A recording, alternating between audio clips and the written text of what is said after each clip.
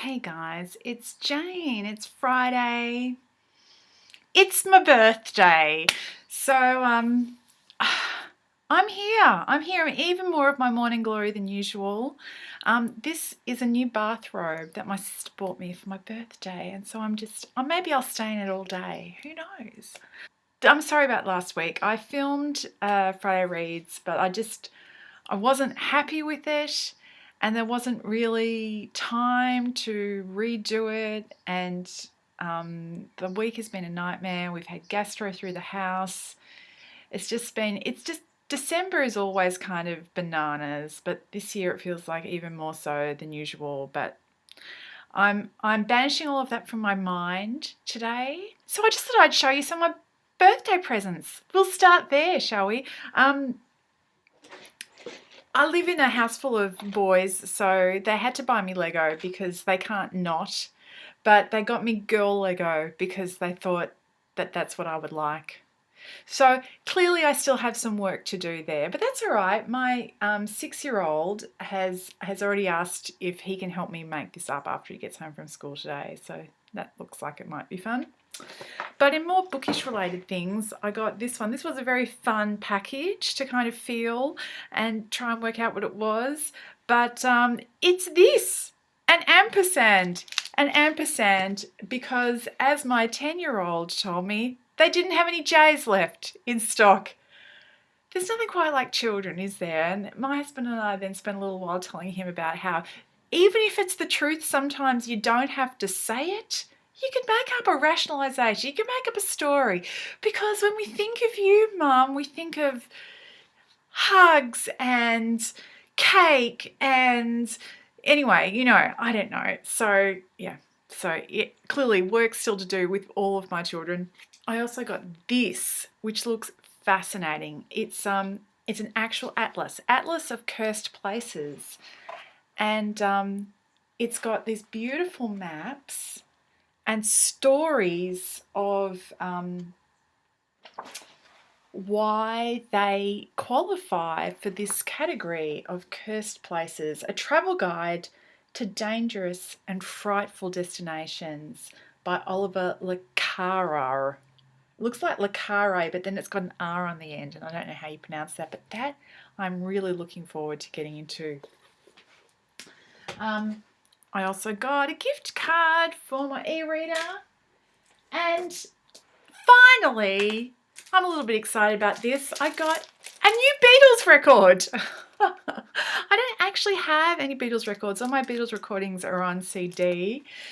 We do have a turntable, and so after I finish filming this, I think I'm going to go and give this a spin. This is one of the few of their LPs that I don't have previously. So there's probably going to actually be a couple of tracks on here I don't know, which is just a little bit exciting in a very, very, very old school way.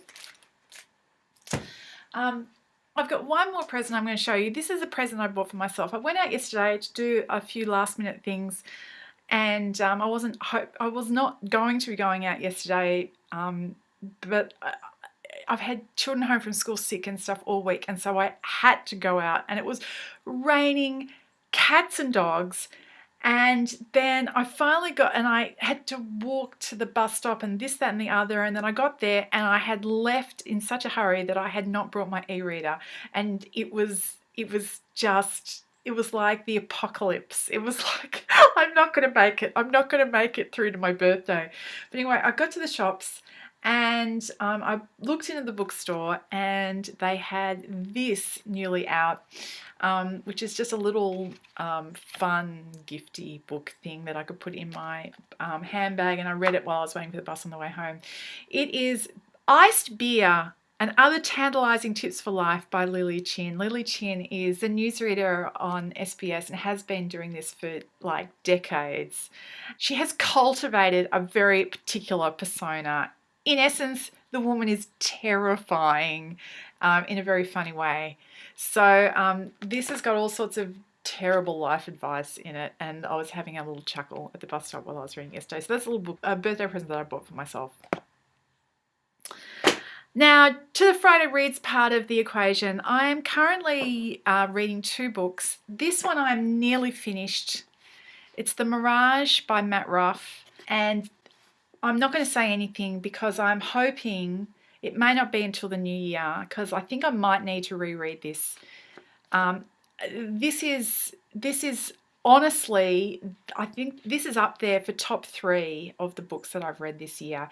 It's not a new book, it was 2012, but it is so absolutely stonkingly well written and thought-provoking and all that sort of stuff. So I'm reading that, but because it's in paper, I sometimes, like when I'm up in the middle of the night, I'm not reading it. I'm reading my e-reader. And what I'm reading on my e-reader at the moment is Malice by Gwynne, which was recommended to me by Catherine from the Android's Conundrum, who has impeccable taste and has not been around the tubes for a while, but I still connect with her on Twitter, which is lovely. And yes, Catherine said that the most recent one of these had just come out, like the final volume of the series, and she was rereading it, and I'd not read them, and so I went back and picked up the first one, and it's a kind of pretty mainstream epic fantasy of a non grimdark variety, which I appreciate. I've got about halfway through the first volume, but I am enjoying it. I don't know how many more of these I'm going to be making this year. I think I'm going to need a little bit of time away, but I have already started planning my 2016 wrap-up video, which is not going to be an extensive one, but I'm collecting my favourite books of the year into a list, and I'm also collecting some books that I'm looking forward to reading next year into a list. And as far as anticipated reads for next year, it's always really tricky to know because you have to know about the book beforehand. So what I was hoping as a birthday present for anybody who's watching, is there a book coming out next year that you're excited about that I may not have heard of? And if you could put that down in the comments for me and let me know what's coming out next year so I can consider it for my list, I would really appreciate it. So I hope you guys are all well, and I'll talk to you sometime later. Bye-bye.